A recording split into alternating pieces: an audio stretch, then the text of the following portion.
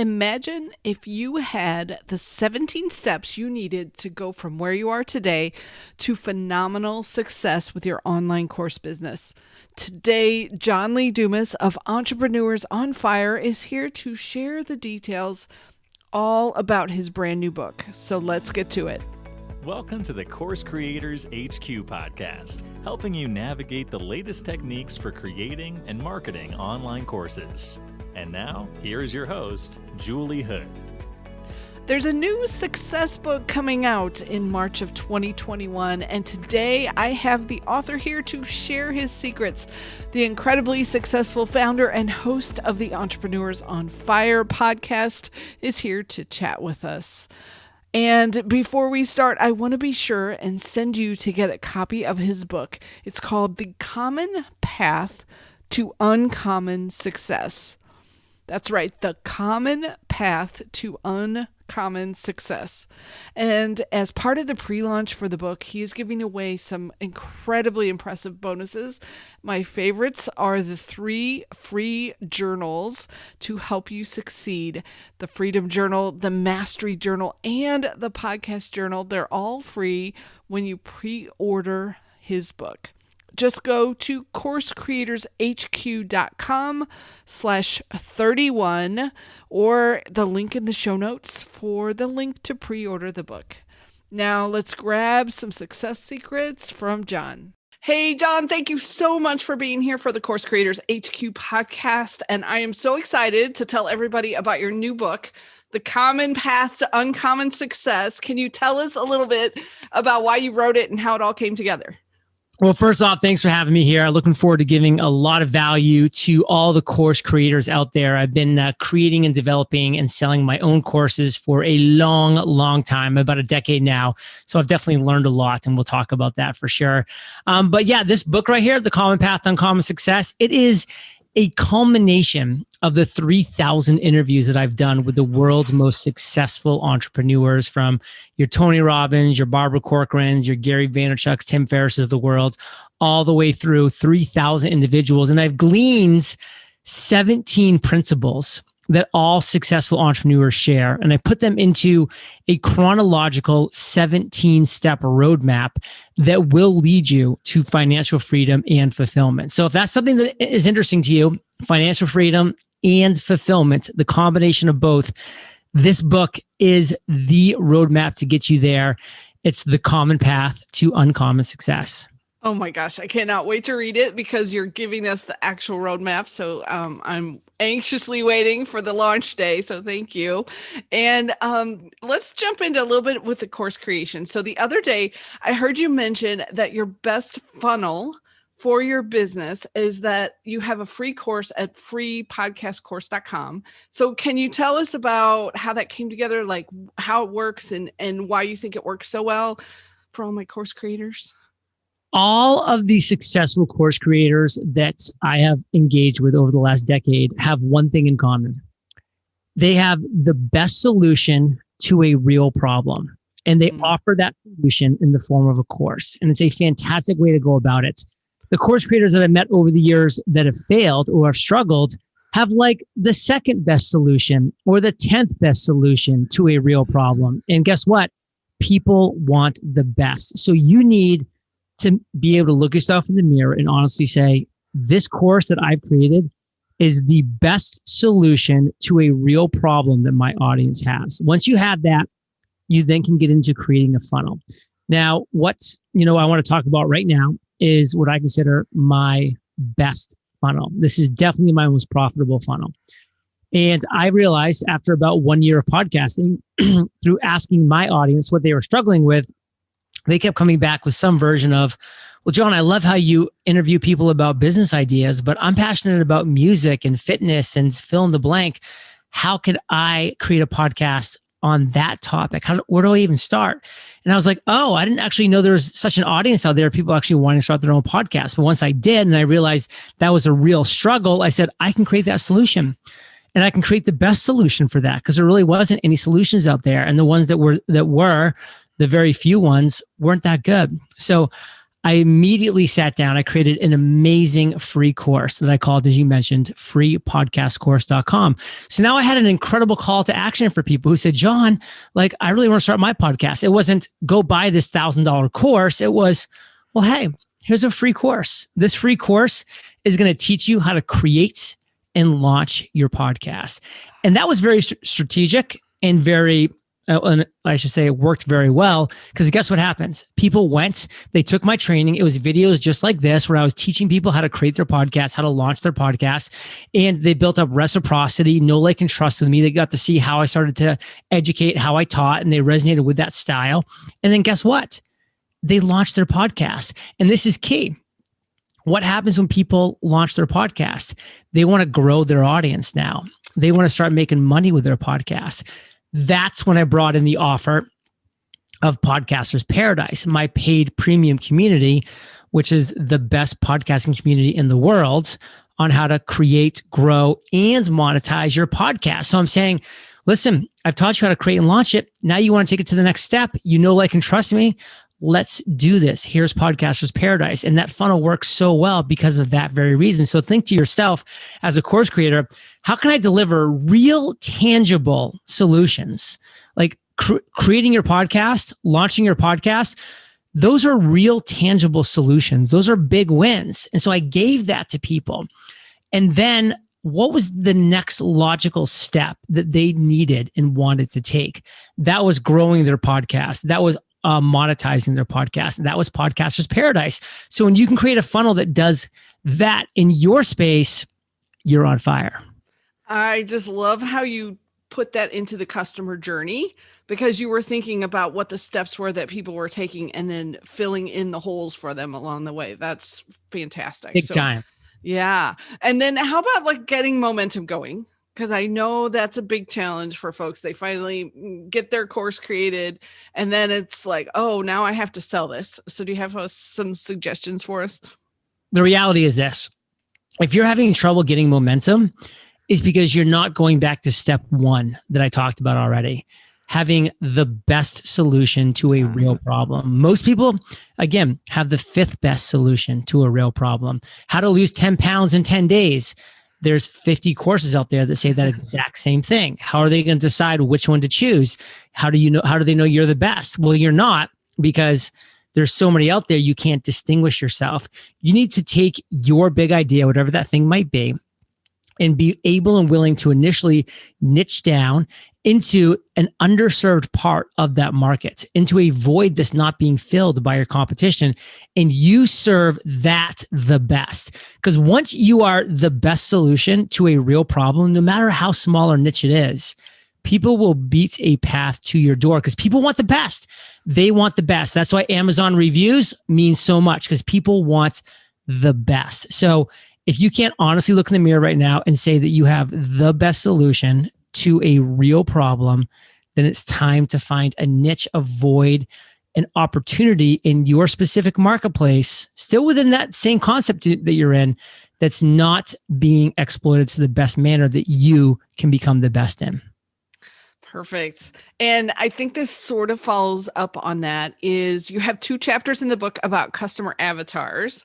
So is that where we figure out our niche? And have you seen some people that do well, or a lot of the folks that I work with? That is not where you discover your niche, because listen, step 1 of this book is identifying your big idea. You're going to learn how to identify your big idea in step 1. And a lot of you might be like, well, I already have my big idea. Maybe you do. And that'll be good, because you'll be able to either confirm and validate it, or make some incredibly important tweak, adjustments, and pivots to really make sure you have your big idea. But a lot of you are going to realize it's not your big idea that you thought it was. It's just a weak, pale imitation of somebody else's big idea. That's what most people have. Step 2 is discovering your niche within the big idea that's not currently being filled, what I just was talking about. Because listen, your big idea, once you go through this chapter, step 1, and you identify your big idea, you're going to be excited, and you should be, because it's a great idea. And I really mean that. But guess what? Other people have great ideas. And if you really have a great idea, which you do, other people have had that idea, and that's okay. That's actually proof of concept, but you just can't launch into that big idea because there's already established competition. Step 2 is discovering your niche within that big idea that's not currently being filled. And then step 3 was your point about the avatars. That's after you've discovered the niche that you need to fill. That's when you sit down and really craft your perfect avatar, the perfect customer client for your course. That's the 3rd step.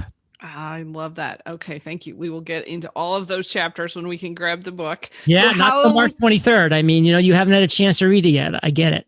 Yeah. So how did you find your big idea? And I know you've probably been asked that a million times, but I think it's a great question. Helpful. And if your listeners haven't heard it, it's an important one because it can help them on their journey. I was reading a business book back in 2012, and a quote jumped off the page and literally smacked me in the face. Albert Einstein said, "Try not to become a person of success, but rather a person of value." And I was like, whoa, like I've only been chasing success, finding none, but I'm doing nothing of value. So I set off that day on a journey to become a person of value. And I didn't know what that was going to look like, but I kept educating myself, reading, listening, learning, all those things. And that's when I had the idea of, well, what's something that I wish existed in this world?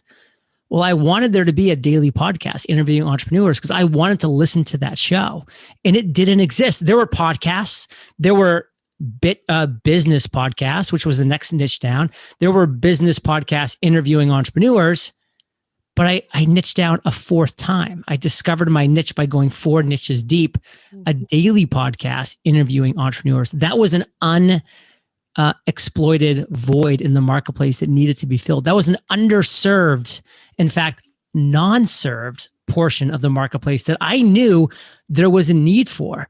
And I became the best daily podcast interviewing entrepreneurs the day that I launched. I was also the worst daily podcast interviewing entrepreneurs the day that I launched. Guess what? I was the only daily podcast interviewing entrepreneurs because I niched down. I owned the niche. I dominated. I won because I was the only. You need to be the best. So either you're the best because your competition is not as good as you, they're weaker than you, or you're the best because you're the only. Both of them are great. Both of them make you the best. That's the key.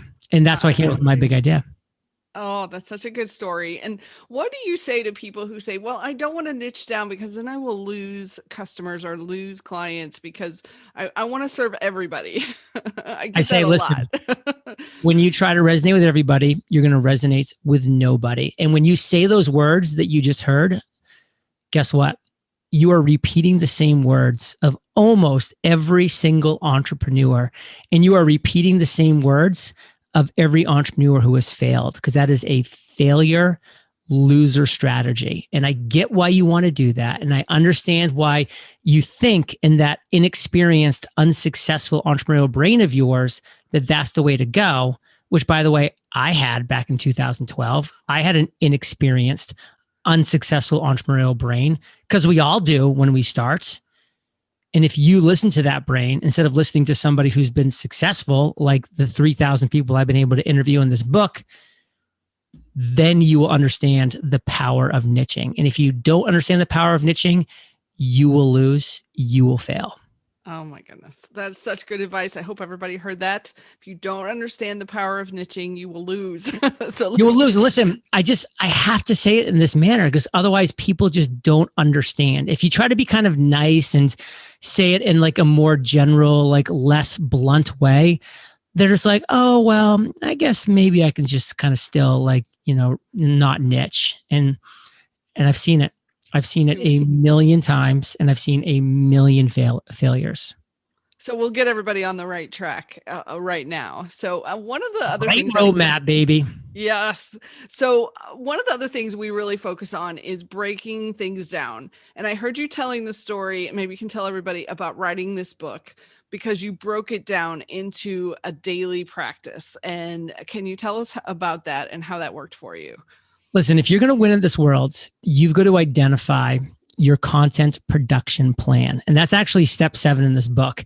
It's 13,500 words, just that chapter. That's the size of most business books. This book is a meaty business book. This is 71,000 words, 273 pages.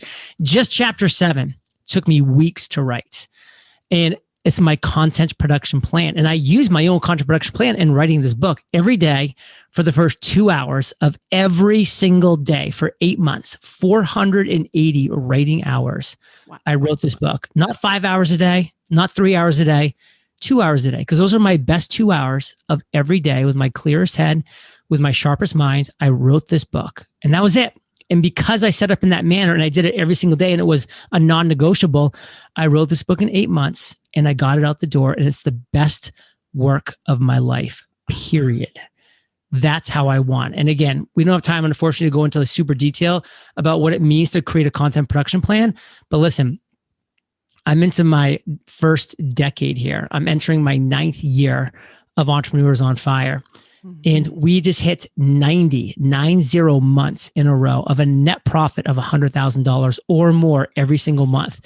The reason for that is because we have a fantastic, spectacular content production plan, and almost nobody else does. By the way, ours sucked back in 2012.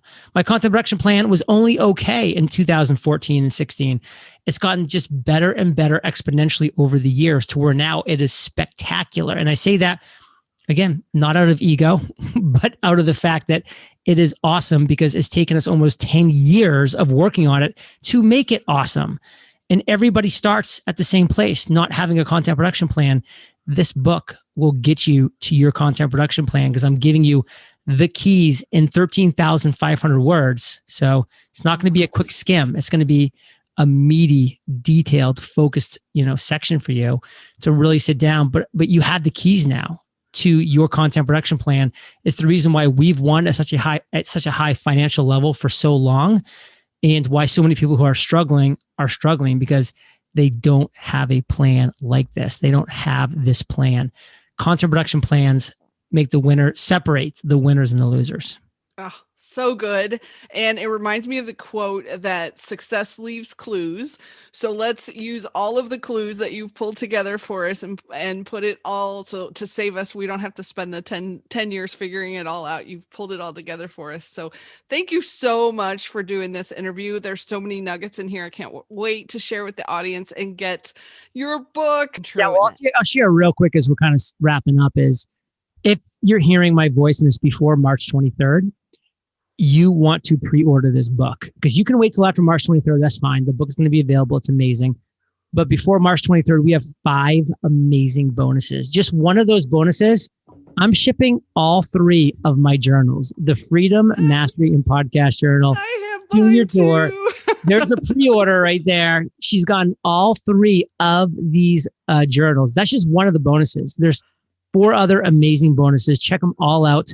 uncommonsuccessbook.com. You'll see endorsements from Seth Godin, Gary Vaynerchuk, Neil Patel, Eric and Mandy, Dory Clark. There's a video there about the book. There's the first chapters there. So everything you need, uncommonsuccessbook.com. Pre-order, get this book now, get the bonuses. And I really enjoyed chatting today. Thanks so much, John. I know you're off to do a ton more interviews today. So thank you. Have a great day. You're awesome. Take care. Bye-bye. So I hope you pulled out the golden nuggets from John Lee Dumas from this interview. I was so grateful he took the time to chat with us, especially about course creation and how to make it successful. And I want to thank you for subscribing. Thank you for listening, and thank you for reviewing. If you enjoyed today's episode, please leave us a 5-star review in your app, and then jump over to the notes at coursecreatorshq.com/31. That's /31, and I'll have the link to get your copy of the book. Thanks so much. Have a fantastic week, and we will catch you next week.